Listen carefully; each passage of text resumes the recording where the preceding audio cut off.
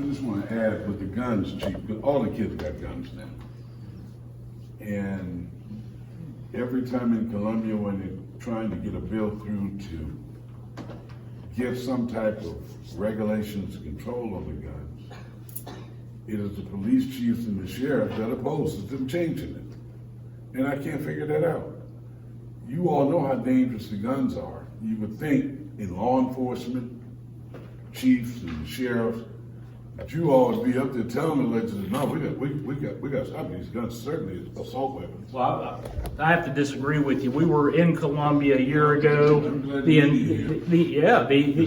I signed a letter. The Police Chiefs Association sent a letter to Columbia opposing making any change to the law that would lessen the restrictions for carrying a gun. We certainly opposed constitutional carry.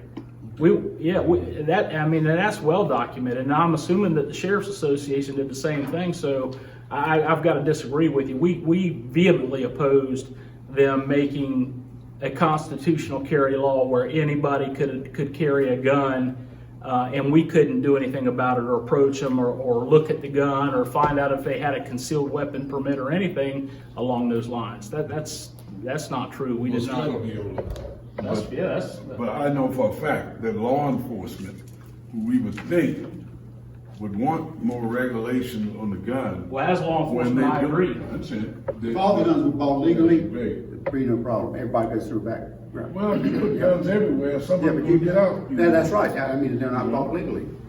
It's just too many guns out there. I will say that when my CWP expired, I asked Chief if I should go ahead and renew or just carry, and he said renew, and that's what I did. So I know that for a fact. That's what he told me to do. So We got 13 and 14-year-old kids. They don't get them legally. Got guns. They get them off the street. Yeah. Because there's a proliferation of them. Yeah. If there's not a proliferation of them, they won't be able to get them. Yeah.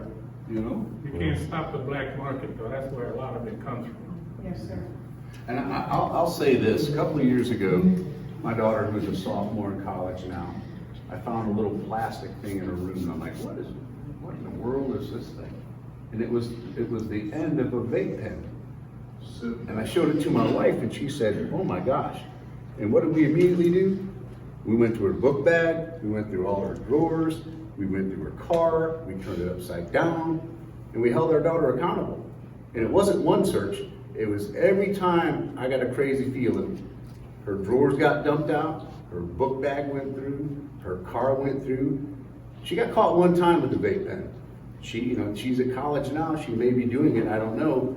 But that, as we do these community outreach programs, I would think that would be, it's got to start within the home, and the parents have to, whether they're on the West End, they're over at Willow Bay, yeah, it doesn't make any difference. Maryville, or like me, downtown, parents have to, not once, not twice, you have to expect and inspect and do it religiously, because if the child is found with something that they shouldn't have, it may not even be a gun, it might be a pocket knife, it may be a beer bottle cap. You're 14 years old, what are you doing with this? It's got to start in the home, and it's got to be not once, it's got to be repetitive, it's got to be part of the daily process, like brushing your teeth or raking the yard or whatever. Maybe the churches could help.